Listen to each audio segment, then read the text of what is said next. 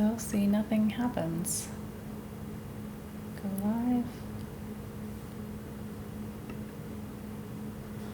Go live.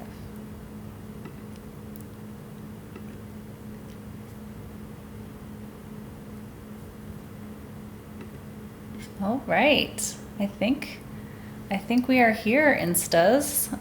Had a little bit of difficulty getting this working when I was streaming into Facebook and LinkedIn, so we're going to do it just us. So hi everyone, welcome back to me, Dr. Heather Hammerstedt, lifestyle medicine physician, integrative nutrition coach from Holis, where we help people really figure out how their specific bodies and brains are processing food and their health behavior change. And as a reminder, as I said yesterday, I'm going to be here all week around 3 p.m. Mountain Time. Today it is like an hour and a half late because of above issues and some other meetings that I had. So hopefully tomorrow, 3 p.m. Mountain Time, that's 2 p.m. Pacific Time, 5 p.m. Eastern Time for you coasters. I'm going to be digging into some great topics. Today, metabolism basics. Tomorrow, buffering emotions, overcoming obstacles, and what it means to fail. Thursday, tricks and tips around metabolism downers. That's specifically around sleep, stress, and movement. Friday, metabolism uppers and an announcement. Saturday, part 2 of that kind of food-specific metabolism chat and another announcement. So give me a love here. Let me know that I'm not talking to myself. Let me know that you're here. It gives me some confidence and lets the algorithms kind of know that it should show this to other people. And let me know in the comments where you're joining from and why and what you want to learn this week. Okay. So today we're going to be talking about something that's super important but can sound pretty confusing, and that's metabolism. So if you've ever really wondered what that means, but you don't really want to ask because you feel like everyone else might know, then you're in the right place. So we're going to spend about the next 10-12 minutes talking about that, breaking it down together. So please stick with us. This is a live, of course. I will post it on my profile so you guys can watch it later if you can't stick around the whole time because, life. So let's get started. Laguna Beach. All right. Hi, Heather. Thank you. Let's start with the basics. Think of metabolism as the way your body turns food into energy. So it's like your body's engine. So when you eat, your body breaks down the food and uses it to power like everything you do, whether you're running a marathon or you're just breathing.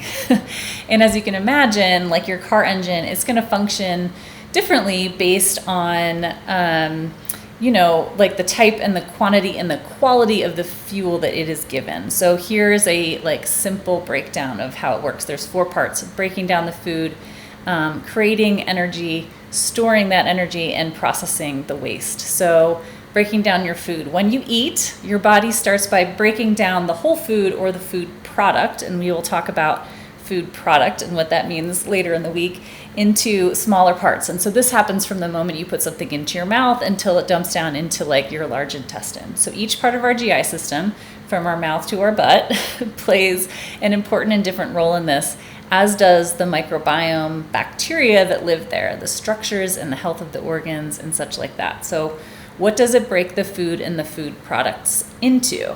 So your macros that everyone talks about, which is short for macronutrients, and there's 3 of them: carbohydrates, way loaded term, and I could talk about it forever, and I'll talk about it more on Friday, Saturday, fats and proteins. So we'll talk again more about those later this week. So that's how it does. It breaks it into those 3 things. So what does it do next? Number 2, it creates energy. So this is a really key part of this about your metabolism. So next, your body uses these parts to create the energy. So basically it takes carbohydrates, proteins, fats, broken into glucose, amino acids, and glycerol and fatty acids respectively. And each of those plays like a very special role in like keeping our body functions and brain functions kind of going. Let me minimize this so I can still see your guys' comments. Please drop comments and questions. I can see them here. Thank you. So like, what are the things that we're doing under the surface while I'm doing just kind of like my big whole person thing out here? I won't get into all of my nerdy biochemistry background on ATP and the Krebs cycle and all that stuff, which I love, but it's way a lot. But I am going to show you this picture that I saw another doc post recently to remind us what it is that we learned in medical school and for me in undergrad as well. That's a lot, right? Right? So each of these macronutrients breaks down and sends it to parts of this big old thing inside of like each and every cell of our body. And this energy helps us do things like move around, think, digest, and even sleep. Those like more passive things that we do at rest, which is why we call it non-exercise activity thermogenesis, which is neat. And it makes up part of our BMR, or basal metabolic rate, that you hear so much about. Hi, Risha. Thank you. I also think you're awesome. It also helps you exercise and spend extra energy, like when you used to be like chasing that bear. And now you're like doing, like lifting weights or walking your dog or doing a HIIT workout or something like that. So hopefully that makes sense. Number 3, what we're doing is we are storing energy. That's a third thing that our metabolism does. I'm going to put this down just a little bit. Your body is like super smart, right?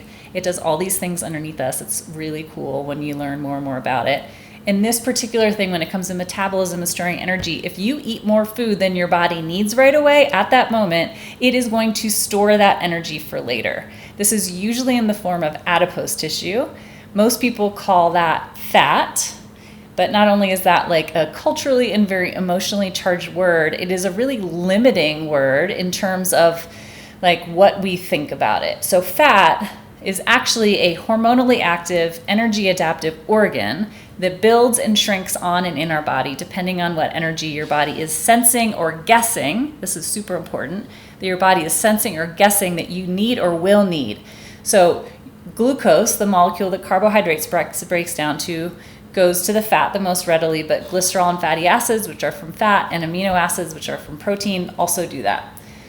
I want to stop quickly, and please leave me some comments if you have questions about this, any of this, or just give me a like or a love so I feel less lonely. I'm going to repeat this, because if you get anything out of this conversation we're having, it is that you should right now frame shift your thinking about what fat is. If you eat more food than your body needs right away at that moment, it stores extra energy for later in adipose tissue. I'm repeating myself for a reason. Most people call that fat.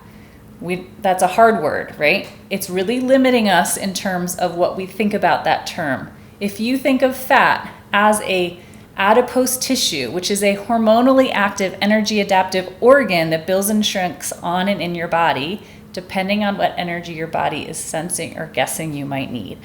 It's pretty cool, right? It means that your body is able to think about what you have needed and what you need right now to project what you might need moving forward. That's amazing. It does come on your body as adipose tissue, which some people call fat, which is like, depending on what your goals are, may not be what you want.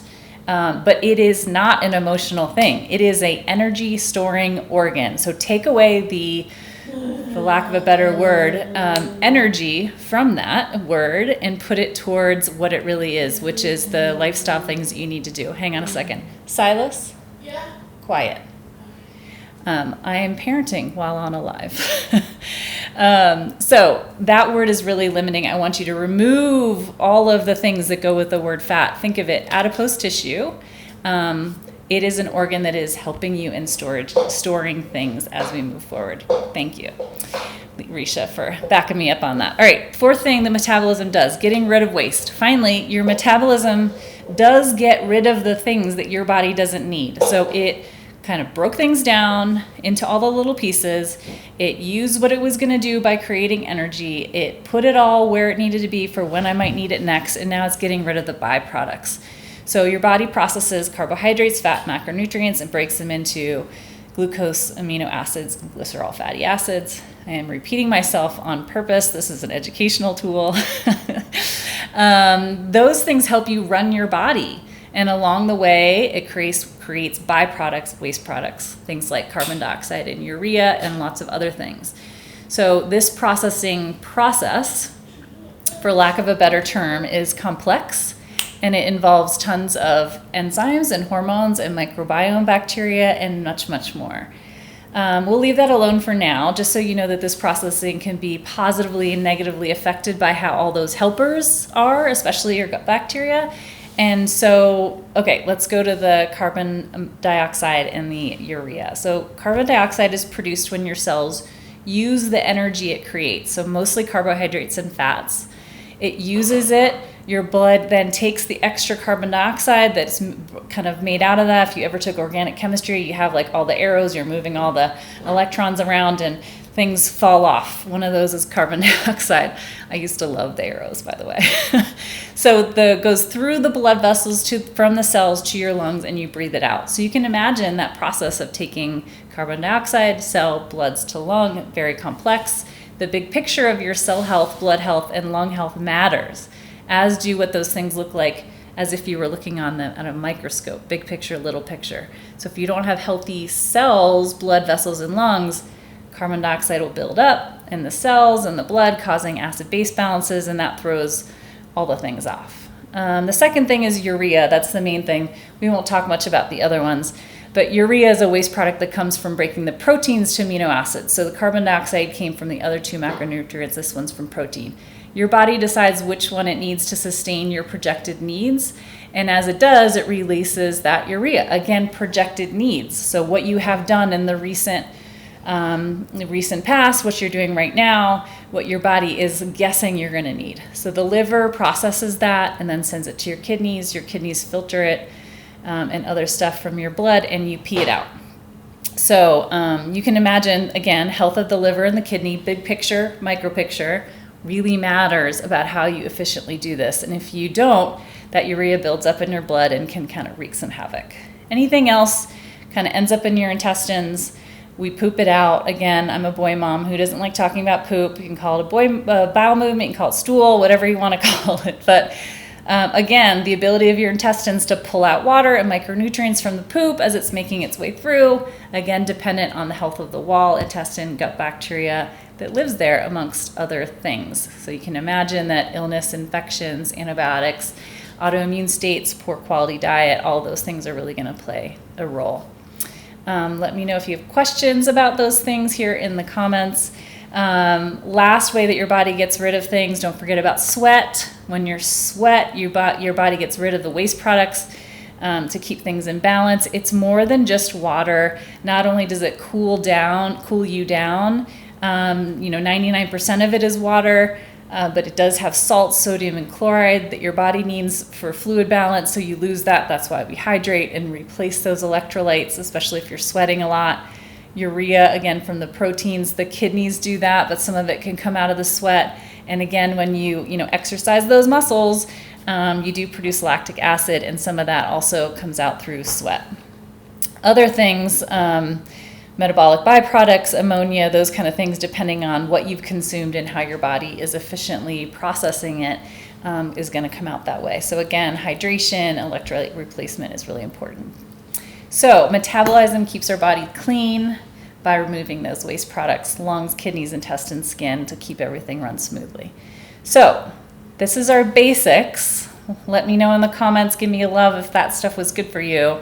It was a little bit longer than I was expecting, but right? Like, this is all complicated, and I think really for you to internalize it and figure out the changes that you want to make, you really have to understand, like, why am I doing that? Like, why should I stay hydrated? Like, why do I need to do about the quality of that? John asked, what are your thoughts on starting your day off with a glass of water and a teaspoon of pink salts? I think it's great. I do that. I add a little bit of water. I like warm water at the beginning of the day.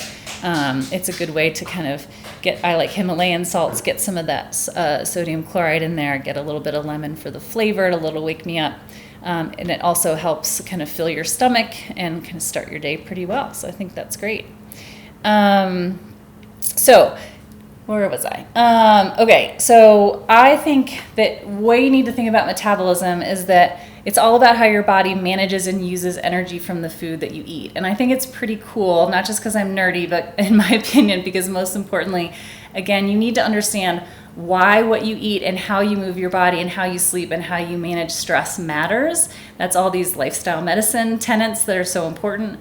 A healthy metabolism helps keep your energy levels up and supports your overall health. It also plays a really big role in weight management, which is why a lot of you may be here and following along with me.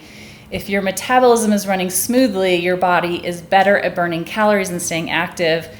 Lifestyle habits matter. So I'm going to get into a lot of this on probably Friday, Saturday, especially some perimenopausal needs, because that's me these days, and I know a ton of you are there too, are already menopausal, and our body's needs really do change. So our habits need to change as well.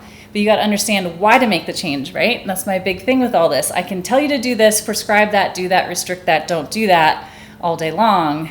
You're not going to do it, right?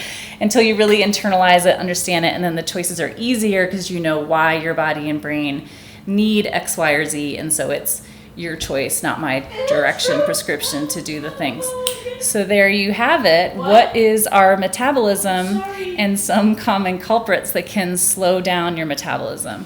Aging is one of them. We're going to get into that again more Friday, Saturday, believe me. But the news is, with a few lifestyle tweaks, you can give your metabolism a boost. Boost is Thursday's Education Jam. Let me know in the comments if you experienced any of these slowdowns or have any other questions about metabolism.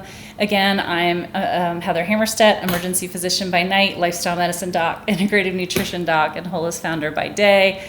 I'm not joking, that's legit how I'm doing this. So as you can tell, I am a giant nerd. I love bodies, I love food, I love movement, I love education. Let's do this together.